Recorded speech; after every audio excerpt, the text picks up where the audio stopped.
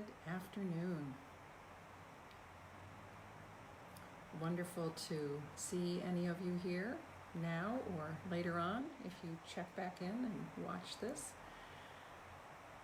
Deborah Roth of Spirited Living, and this is another one of my Facebook Live, Instagram Live, weekly dates with your inner goddess team. And I'm focusing really, as I say each week, on what it means to dance with your divinely feminine wisdom, which we all carry within us. And especially now, it's really important to make sure that we have that balance right between our God and goddess selves, our inner masculine, our divine masculine, and our divine feminine selves. And I'll share with you why. So this week we are welcoming into our space, into our virtual space, Saraswati, who is the Hindu goddess of learning and of the creative arts and sciences.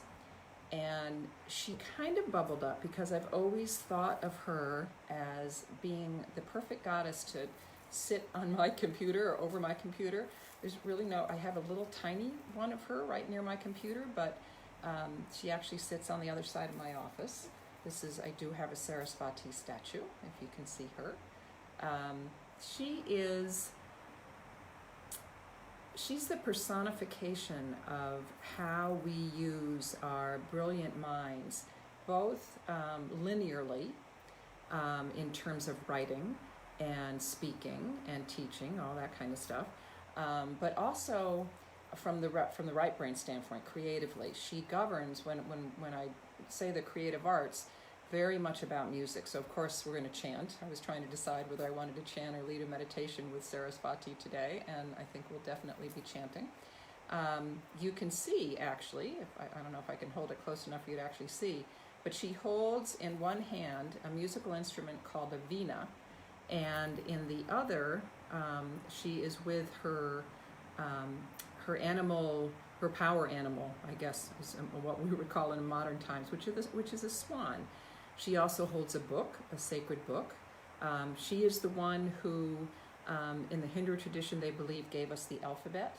So she's very much about learning and writing. And at a time like this, when I'll set her aside, here's another image too, just because it's always fun to do. And the little notion on here. So this is from the Goddess Oracle deck. I believe this one's from the Goddess Oracle deck. And it says, express yourself through creative activities. And why that's important right now, we are heading into, and even lay people who know nothing about astrology have heard of Mercury Retrograde. And it is the time in the sky, astronomically, with astrology, where we're trucking around the sun, in our orbit around the sun, alongside Mercury. And 3 or 4 times a year, we pass Mercury in our orbital race around the sun. And you know how when you're driving in a car and you pass someone, it looks like they're moving backwards? That's why they call it retrograde. Now, Mercury is the perfect planet to be synced with Saraswati, because Mercury is the planet of communication, how we speak, how we write, teaching, listening, anything that has to do with how we communicate. It's also the planet that governs transportation, which is why you often hear people talking about be careful if you make travel plans there's always lots of be carefuls around Mercury retrograde, because the retro energy the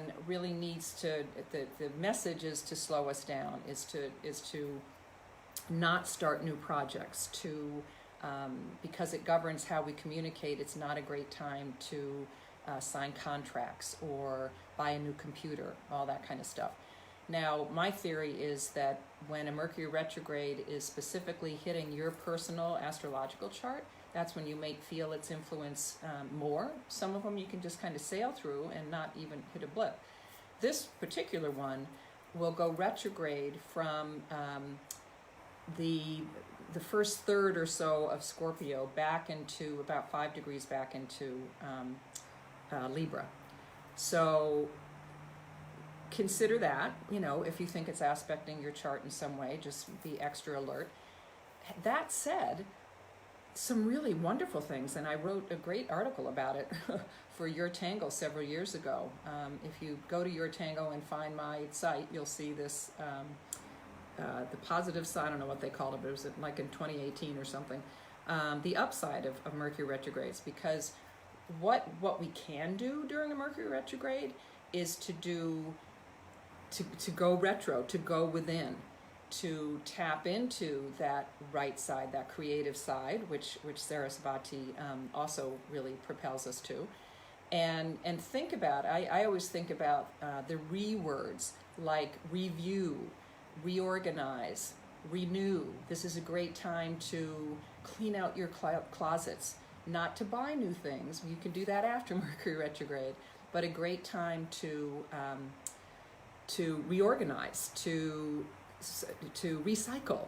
All of those words that have to do with going back, not starting something new, but getting those projects, resolving to look at projects that you had started in the past and maybe stopped.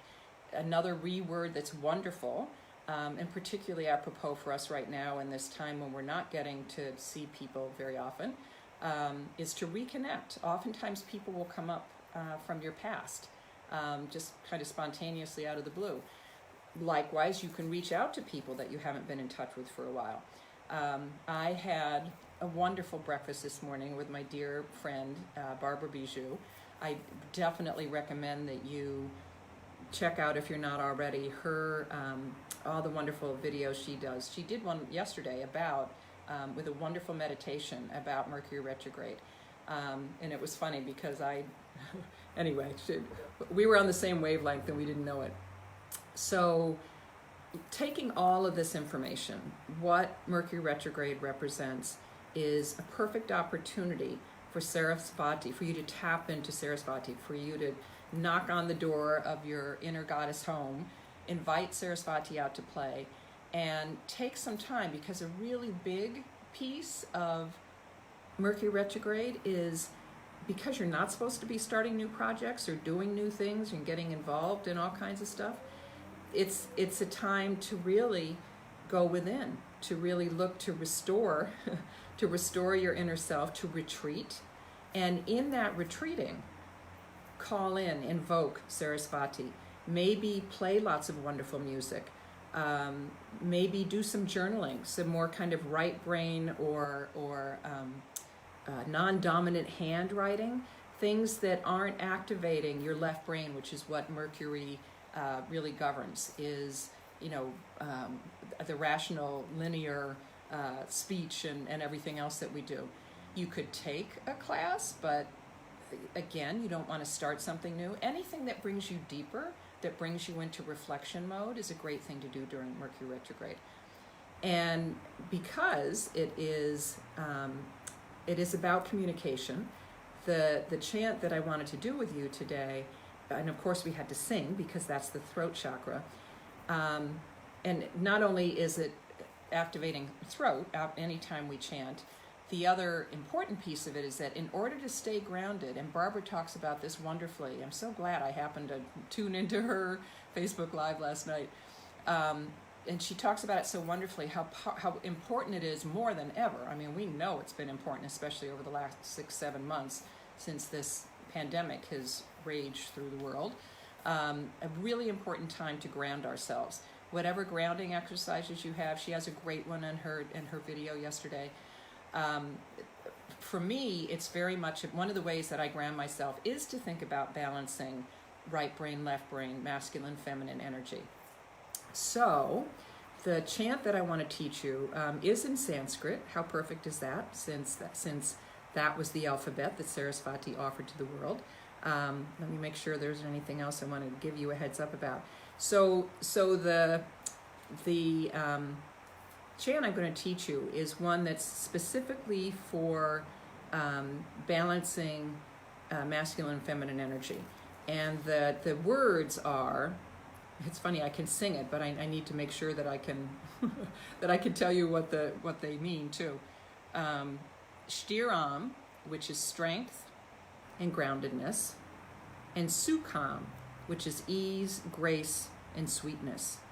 So that's the groundedness, the strength, the activity versus the receptivity that comes in when we're looking at our right brain cells in the divinely feminine side of things.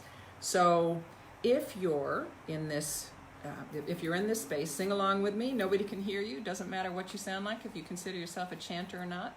So this Sanskrit chant, given to us ultimately by Saraswati as the bequeather of the Sanskrit alphabet to the world. The chant goes like this, and I'll sing it a few times. You can chime in with me, and I'm always happy, you can come back and listen to it again.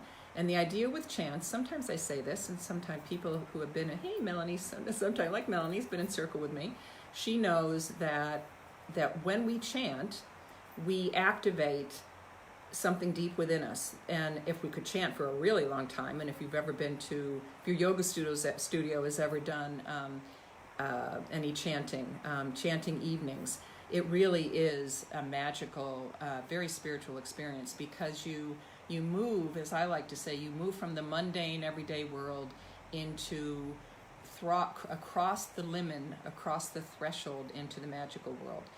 And this is why chanting is such a sacred, it's really a vocal meditation in so many traditions, spiritual traditions. So the chant that I offer up for you to balance you, keep you grounded, keep you feeling at ease with Saraswati throughout the Mercury Retrograde, which, not sure I mentioned, starts next Tuesday, October 13th, and runs through November 3rd. It's usually around 3 weeks. So the chant goes like this. Shtiram Sukham Asanam Shtiram Sukham Asanam Shtiram Sukham Asanam.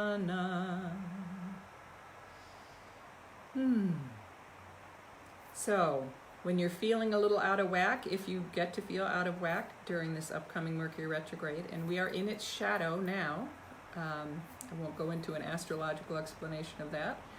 We are in its shadow now. If you feel out of balance, you can come back, do some of those re-activities, reviewing, retreating, restoring, reconnecting with old friends, and sing this chant. And bring yourself back, bring your divinely feminine and divinely masculine parts of yourself back into alignment. Thank you so much for being with me today. Namaste, and go gently through this Mercury retrograde, hand in hand with Saraswati. Bye for now.